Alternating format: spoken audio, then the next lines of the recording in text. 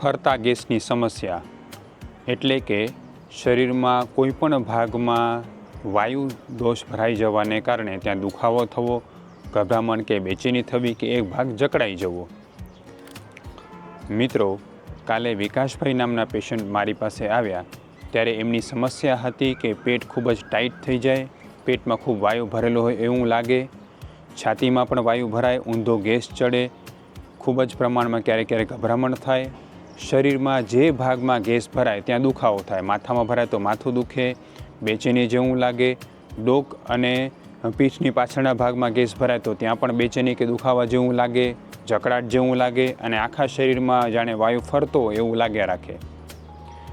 મિત્રો, આને અને સંતુલિત આહારને શું સંબંધ છે એના વિશે હું આજ તમને સમજાવવા જઈ રહ્યો છું. એનાથી પહેલાં મારી આપણે નમ્ર વિનંતી છે કે આપનો કોઈ પણ પ્રકારનો પ્રશ્ન હોય એ મને કોમેન્ટ બોક્સમાં જરૂર પૂછો. હું મારા 15 વર્ષના ક્લિનિકલ એક્સપિરિયન્સ અને આયુર્વેદના પ્રમાણભૂત ગ્રંથોના આધારે એનો જવાબ આપતો વિડીયો બનાવવા માટે પ્રયત્ન કરીશ. મિત્રો, વિકાસભાઈની ઉંમર માત્ર 30 વર્ષ હતી. એમની ઉંમર અને આ સમસ્યા જાણીને મને પણ આશ્ચર્ય થયું, કારણ કે એમને કહ્યું કે સાહેબ છેલ્લા 15 વર્ષથી મને આ તકલીફ છે, એટલે હું નાનો હતો ત્યારથી મને આવી રીતનો ગેસ સતત બન્યા રાખે છે ને રહે છે. મને ખૂબ આશ્ચર્ય થયું. 15 વર્ષ જેટલી નાની ઉંમરમાં તો આપણો જઠરાગ્નિ એટલે કે પાચન શક્તિ ખૂબ સારી હોય, તો આવી સમસ્યા કેમ થઈ હશે?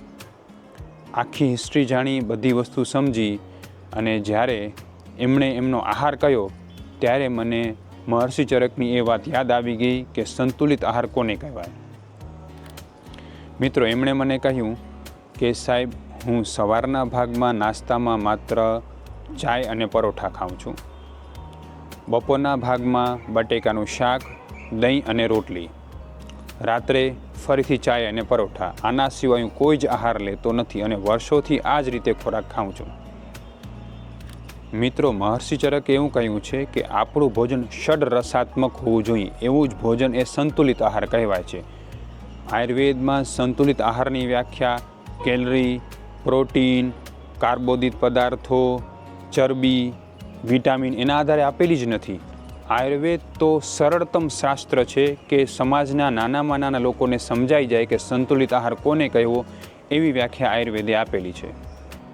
આયુર્વેદ એવું કહે છે કે જો તમારા ભોજનમાં સ્વાદના 6 રસ હોય, એટલે કે મધુર, અમ્લ, લવણ, કટુ, તિક્ત, કષાય, મીઠો, ખાટો, ખારો, તીખો, તુરો, કડવો, એટલે કે આ 6 રસ જો તમારા ભોજનમાં હોય તો એ સંતુલિત આહાર છે. હવે વિકાસભાઈના ભોજન વિશે વાત કરીએ.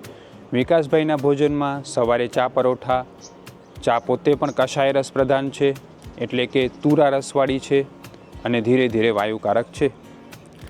બીજા નંબરે બપોરે બટાકા, દહીં અને રોટલી.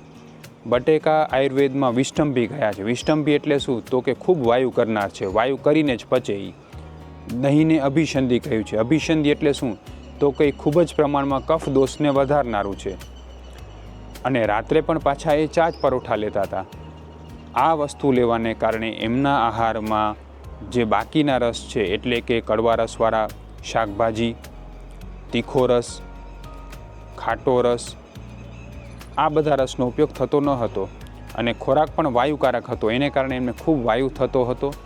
એટલે મારી આપણે નમ્ર વિનંતી છે કે જે કોઈ પણ લોકોને વાયુની આવી સમસ્યા હોય એ લોકોએ પોતાના આહારમાં બટેકાનું સેવન બને એટલું ઓછું કરવું જોઈએ અથવા તો ન કરવું જોઈએ. મિત્રો, ષડરસાત્મક ભોજન એટલે કે આયુર્વેદ પ્રમાણે સંતુલિત આહાર કોને કહેવો, આના વિશે આપણે ઘણી બધી વાતો આવનારા વિડીયોમાં કરતા રહીશું. પણ આજના વિડીયોથી તમે એ સમજો કે જો તમને વાયુની સમસ્યા છે તો તમારે તમારા ભોજનમાં બટેકા, વટાણા, ચણા, આવો આહાર કે જે વાયુકારક છે એ ન લેવો જોઈએ.